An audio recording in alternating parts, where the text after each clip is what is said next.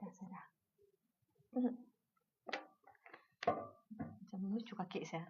Segini lah sikit. Ayo.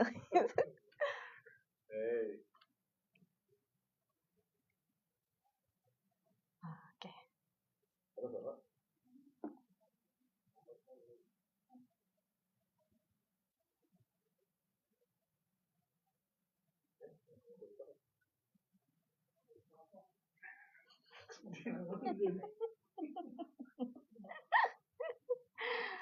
Noim, Elizy, Noim, share the live. Stephanie, Michael, hi, Hana, Jenny, Akai. Kita sebut-sebut nama lah ini ya sebelum kita mula kan Sharon. Betul. Kan seperti Kita biasa lah kan. dulu. Nur Cahaya. Wow. Zulkifli Cheeseburger. Macam lapar terus tau. Terus lapar loh. Jer Jabi. Ini top fans nih. Top Itulah, fans. top fans. Irna.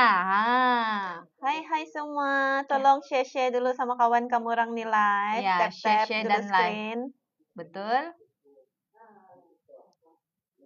Sementara kita menunggu yang lain masuk. Tantiana pun join. Kita kenal tuh Tantiana. Ya, kenal ini. Kan. Siapa lagi? Nur. Thank you Nur. Di Colin Bobby. Hai Sisi cantik. Hai Tantiana. Oke kah kami punya lain pada hari ini? Petang nih. Suara jelas? Connie Juni, Jeff Mabel. Hazlens.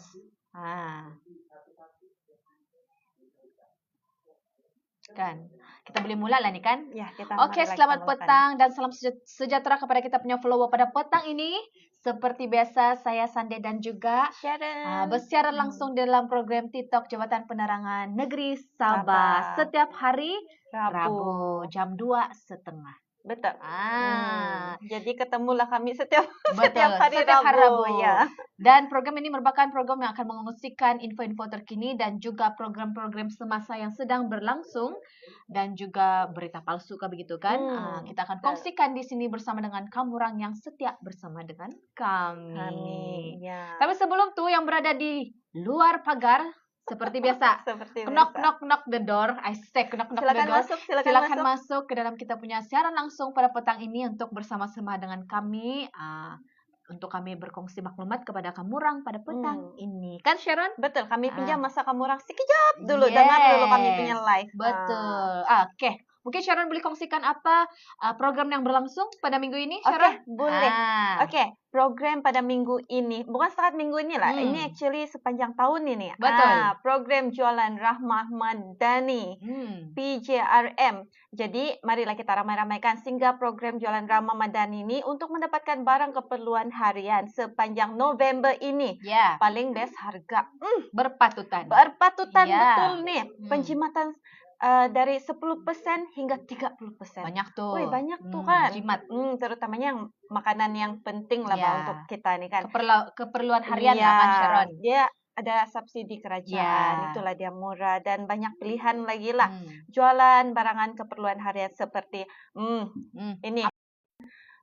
Marilah kita rebut peluang untuk pergi membeli sebab masih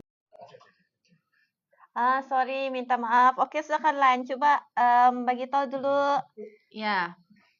Siau, kasih tunggu kamu orang. Ada masalah teknikal sedikit. Boleh dengar sudah kah? Komen-komen dulu. Lain oke sudah? Suara kami jelas? Oke, sedikit sudah. Thanks. Siapa nih daripada Tuaran? Terima kasih Jabatan Penerangan Tuaran. Thank you. So ada oke sedikit sudah? Oke sudah. Oke sudah. Alright. Oke. Jadi saya sambung lah. Ya, kita teruskan. Oke. Kita punya program Jualan Rahmah Madani ini akan dilaksanakan sepanjang tahun di 222 kawasan parlimen di seluruh negara. Jadi senarai dan lokasi tarik boleh layari di laman website dorang www.kpdn.gov.my. Jadi dari sana kamu boleh tengok dia punya lokasi, dia punya tarik dan juga nama-nama kedai begitulah. Jadi kamu boleh macam kalau berdekatan sama kamu boleh pergi ke sana. Tapi kami kongsikan juga beberapa daerah lah yang berdekatan ini. Contohnya di Kalabakan, Tanjung Batu, bermula dari 9 hingga 10 November dari 8 hingga 9 malam. Lokasi Family Fresh Mart Semarak. Jadi lepas tu di Papar pula, kawasan Kawang, 9 orang November. Papar. Siapa orang Papar? Hai Okay. Cik Net. Jadi 9 November 2 PM hingga 6 petang Rumah Pangsa Kinarut. Orang-orang sepanggar 9 hingga 10 November mengikut masa operasi premis di CCK Fresh Mart Sulaman. Dan kepada orang penampang, sini di Moyok 10 November 8 hingga 12 tengah hari di Kampung Kolopis. Jadi siapa-siapa yang berminat mau mengikuti jualan Rahmah Madani ini boleh terus ke website ataupun pergi dorang punya page KPDN laman rasmi. Yes. Dan seterusnya kita juga ada Carnival Civil Military Cooperation tahun ini, anjuran Kementerian Pertahanan. Nah, di sini jom kita beramai-ramai memeriahkan lagi ini Carnival sebab tahun ini dia punya tujuan adalah untuk mengeratkan hubungan antara anggota tentera dan juga masyarakat awam. Mesti syok tuh kan? Yes, dan juga memberi peluang kepada orang ramai untuk mengenali lebih dekat tugas dan tanggung jawab Angkatan Tentera Malaysia. Pada bila ini tarikh dia adalah pada 9 hingga 10 November pada minggu ini, Sharon. Minggu ini kamu orang 9 hingga 10 November iaitu pada hari Sabtu dan juga hari Jumaat. Tempat adalah di Balai Cerap Al-Biruni, Putatan, Sabah. Dekat itu. Siapa orang Sabah? Yes. Kamu jadi askar? Oh, melebihi sudah. Tengok saja, Mbak Ayah. Siapa yang mau pergi, kamu orang pergi pada minggu ini di Balai Cerap Al-Biruni, Putatan, Sabah. Orang Putatan ada di sini hadir, komen. Dan antara aktiviti yang menarik adalah pameran aset ketenteraan seperti kendaraan perisai dan helikopter. Ada helikopter. Betul. Boleh kita bergambar dalam helikopter? Kita coba lah kan. Lepas tu ada pameran daripada agensi awam seperti PDRM, Jabatan Bomba Penyelamat Malaysia, Angkatan Pertahanan Awam Malaysia, Maritim Malaysia dan banyak lagi. Dan juga ada demonstrasi brass band, tempur tanpa senjata dan tarian perang. Betul kali itu kan. Demonstrasi daripada agensi seperti PDRM, macam yang saya sebutkan tadi lah, dan juga Jabatan Immigration Malaysia. Ada Forum Perdana Ehwal Islam, Senam Robik dan Larian Muhibah, dan juga ada sesi cabutan bertopeng itu dia bilang ada, dan ada hadiah menarik menanti anda. Jadi banyak pelbagai aktiviti yang diadakan di Carnival Civil ini. Jadi bawalah kamu orang punya seisi keluarga untuk bersama-sama dan bawa juga anak-anak menyaksikan pelbagai demonstrasi dan cabaran yang menarik sambil kita timba ilmu tentang keselamatan dan pertahanan negara. Oh, satu lagi saya mau kongsikan, Sharon. Apa tuh? Pameran ini ataupun karnival ini adalah percuma. Boleh datang saja. Okey, di Putatan pada minggu ini. Jangan lupa. Pada minggu ini. Pergi kamu orang. Ada kereta kebal kah itu? Yes, ada, Dex. Ada. Jadi pastikan datang, Dex. Yes, betul. Okey, seterusnya kita ada pesanan daripada Kementerian Keuangan. Jangan depositkan wang anda ke dalam akaun bank milik individu ataupun entiti yang tidak berkaitan apabila melabur. Jadi kita kena pandailah, kita tengok dulu betul-betul. Asal dia punya akaun bank tu yang individu, jangan sesekali percaya. Jadi pastikan anda membuat pembayaran ke akaun rasmi milik entiti yang berlesen atau berdaftar dengan SC. Jadi selain tu kan, kalau cerita-cerita macam ni memang sentiasa berlaku. Dia dari dulu lagi sampai sekarang. Walaupun kita ni macam kita sudah spread awareness kan, tapi kita akan tetap sebarkan juga supaya kita lebih berhati-hati. Kadang-kadang kita tahu tapi kita tidak sedar dan kita panik. Jadi saya mau kongsikan juga, jangan panik jika terima panggilan daripada nombor yang tidak dikenali. Kalau saya kan dulu saya selalu kena call-call yang begini, Mbak, nomor yang saya akan takut sudah. Jadi kan sekarang kan saya tengok nomor yang saya sambut sudah. Jadi suspek biasanya lah kan, kalau nombor yang tidak dikenal ini bila orang telepon, suspek menyamar sebagai pegawai. Ya. Jadi ini pegawai apa sih ya? Pegawai bank, mahkamah, LHD, NM, PDRM, Banyak apa-apa lagi. sih lah. Banyak sih jadi orang mau guna tuh nama-nama nih Ya, agensi betul. kan untuk perangkap kita. Jadi kita kena berhati-hati. Dorang tidak akan call kan? Kita sudah kena bagi diberitahu lah, dimaklumkan yang dorang tidak akan call personal. Macam tu. Jadi suspek ugut mangsa terlibat dengan aktiviti, contohnya dadah. Lepas tu pengubahan wang haram, tunggakan kad kredit. Ini memang teknik-teknik dorang.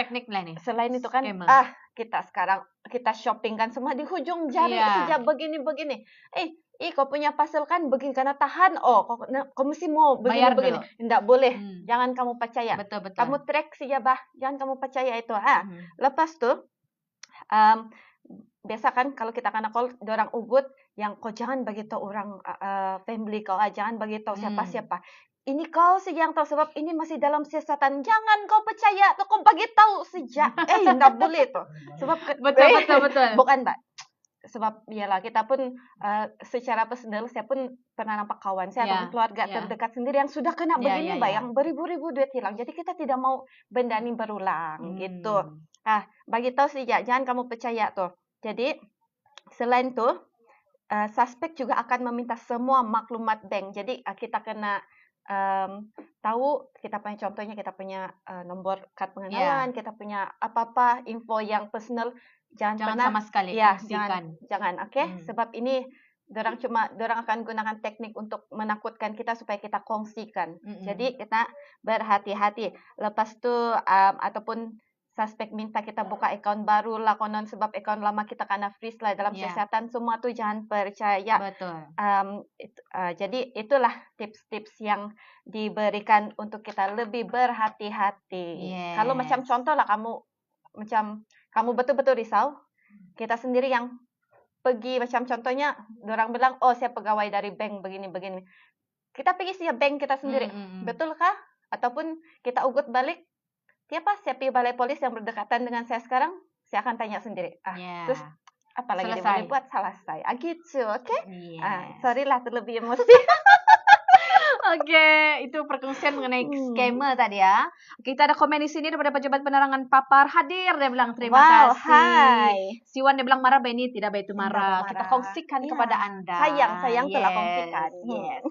Seterusnya adalah mengenai kesejahteraan mental dapat meningkatkan keupayaan individu. Jadi kesehatan mental ini sangat penting sebab dia ini membabitkan kesejahteraan tingkah laku, emosi dan spiritual dalam diri kita lah, dan juga beri kesan kepada kesejahteraan hidup kita dan juga pekerjaan kita juga sebenarnya. Jadi selain itu kita boleh mengawal diri dan menghargai orang lain.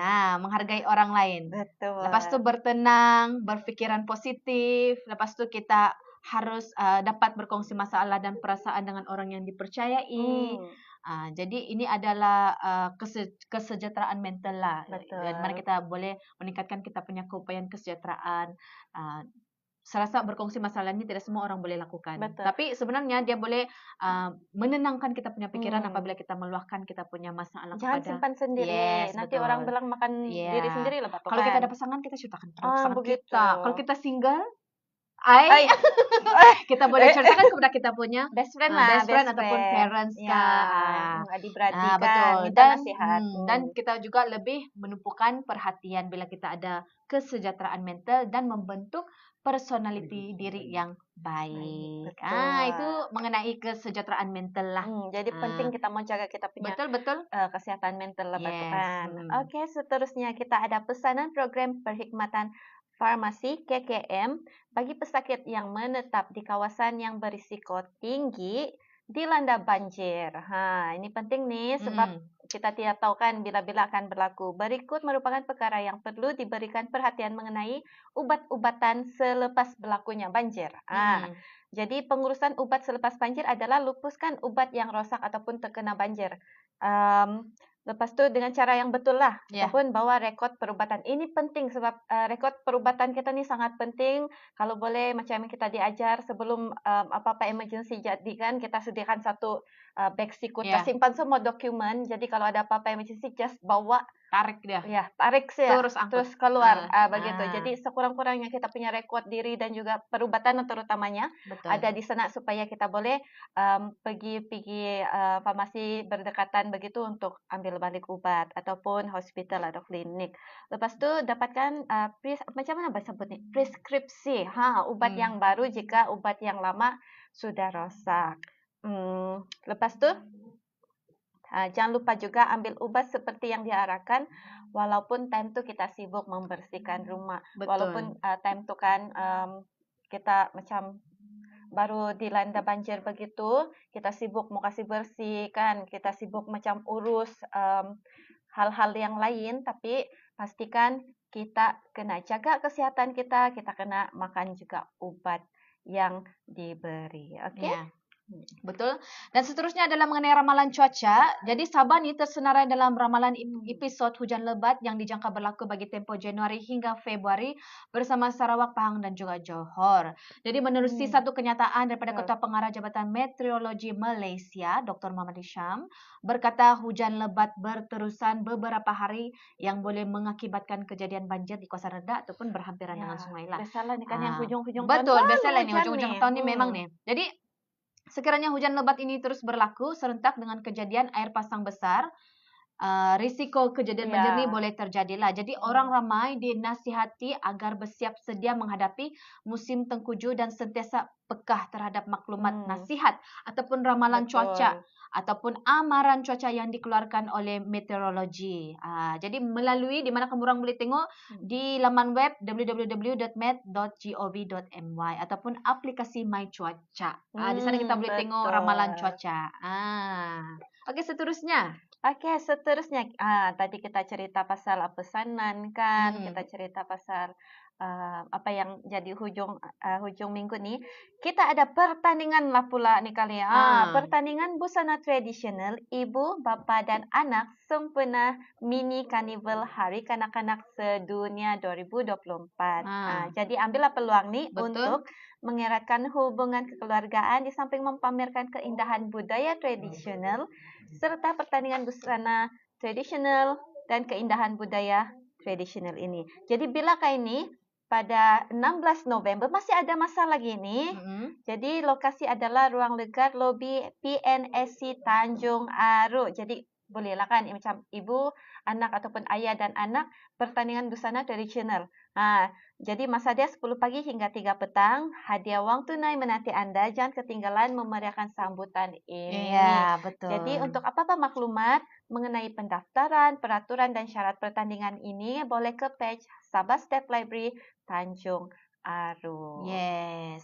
Dan seterusnya mengenai kejohanan 16 SEA Youth Athletic Championship 2024 yang akan berlangsung pada 29 hingga 30 November di Stadium Likas yang difahamkan lebih 600 atlet dari 11 negara Asia Tenggara iaitu Myanmar, Thailand, Laos, Cambodia, Vietnam, Singapura, Brunei, Indonesia, Filipina, Timor Leste dan juga mestilah Malaysia yang akan bertanding dalam kejohanan ini. Dan difahamkan juga Malaysia sendiri akan menghantar atlet seramai 132 orang dalam kejohanan ini dan ada 39 acara. Dan ini sebenarnya sudah dilancarkan pada Oktober lalu, 10 Oktober lalu, Sharon. Jadi maskot kejohanan yang dinamakan adalah sebagai Okoris. Bukan sekadar satu simbol tapi melambangkan kekuatan, semangat juang dan kesungguhan atlet muda kita. Dan reka bentuk ni kan sebenarnya dinamik dan berani dan juga mencerminkan cita-cita dan aspirasi semua atlet remaja yang beraksi di pentas sukan si remaja. Jadi apa-apa informasi mengenai SEA Youth Athletic Championship ini, sukan ini, kamu orang jangan lupa untuk follow Jabatan Penerangan Negeri Sabah di semua platform media sosial untuk kamu orang mengetahui info-info mengenai sukan ini. Kami akan kongsikan di semua media sosial. Dan satu lagi kami mau share, jangan lupa saksikan siaran langsung. Tengok sebutan siaran langsung Influencer at Japan apa cerita dengan tajuk Belanjawan 2025 peruntukan jaga periuk nasi rakyat dengan Dr. Firdausi Sufian, Ketua Pegawai Eksekutif Invest Sabah Berhad pada 8 November Jumaat ini jam 2.30 petang di media sosial Rumah Biru Jabatan Penerangan Sabah. Kami akan buat live secara live ya. Jadi jangan kamu lupa tengok, oke? Ya, jadi untuk info-info seterusnya kita jumpa lagi pada minggu depan. Betul. Setiap hari Rabu 2:30 2:30 petang secara siaran langsung di TikTok Jabatan Penerangan Negeri Sabah. Bye bye.